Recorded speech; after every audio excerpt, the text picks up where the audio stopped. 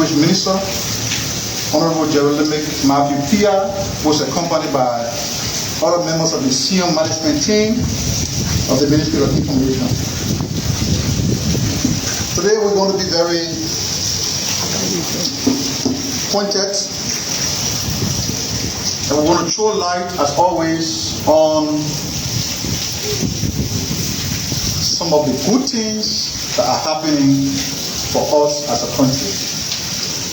But first, I'd like to begin by announcing that His Excellency President Joseph Boyka Sr. will be joining other West African heads of states, including the ECOWAS chairman, President Bola Ahmed Tinubu, to attend the main celebration of the 50th anniversary of the formation of ECOWAS. That event will take place in Lagos, Nigeria. Lagos became obvious the choice as the treaty establishing ECOWAS was signed in Lagos in 1975. Nigeria's former head of state, General Yakubu Gowon, who is the only surviving founding father of ECOWAS, is expected to grace the occasion. According to ECOWAS, the celebration in Lagos is essentially an exercise for the revalidation of the commitment that member countries have continued to express to the regional body after 50 years. So our president is going there, and as we speak, he's currently at the Rabat International Airport to depart the country.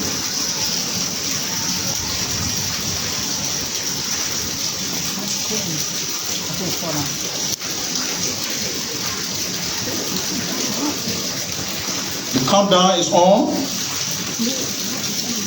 and we have exactly 7 days to go until Liberia is elected on the Security Council of the United Nations. Don't forget, the election takes place on June 3rd, 2025. At the United Nations headquarters in New York, the United States of America. And as announced here the other day,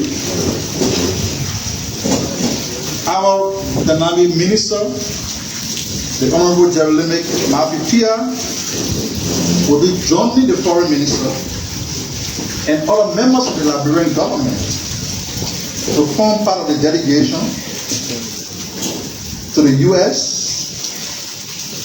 that will witness this election in person. It will be a historic election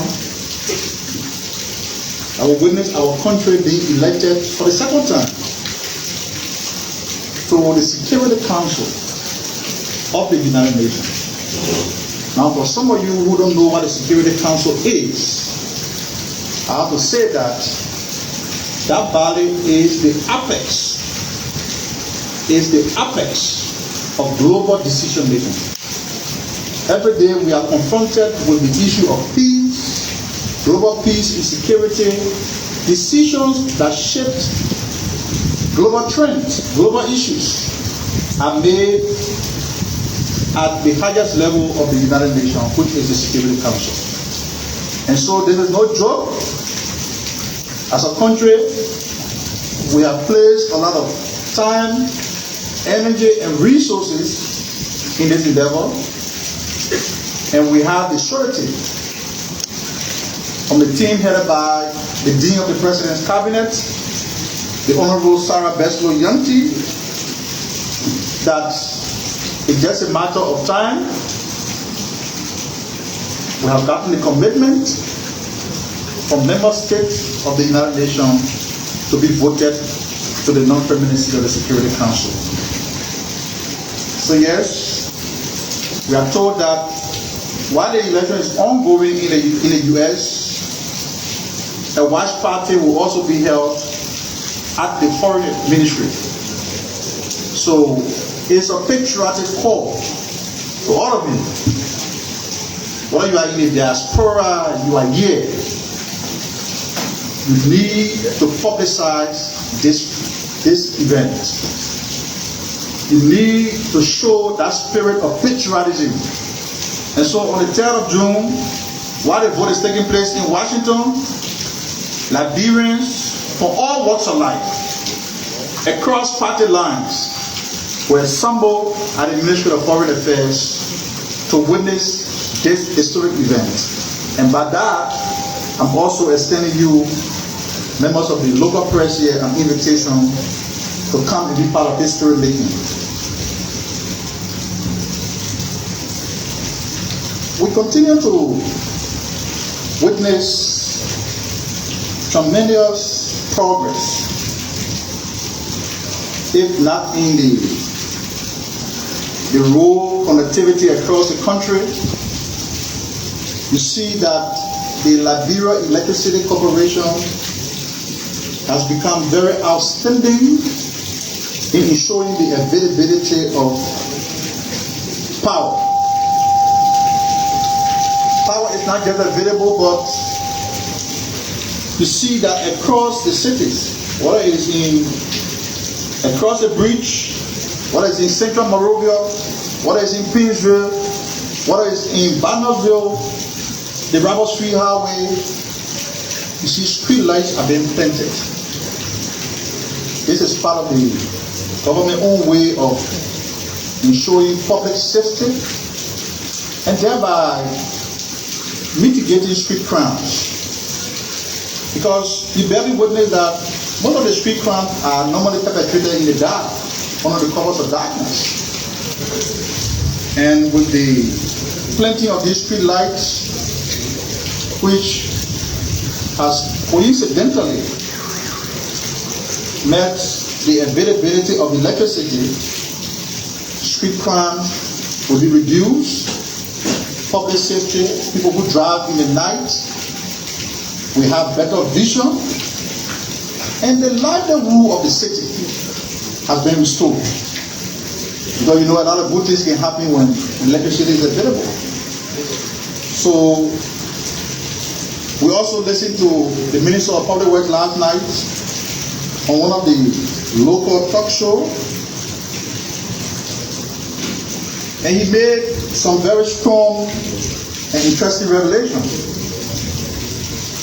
that the government of Liberia have narrowed down on the price of the yellow machine, and that by the end of this year, the machines will be here.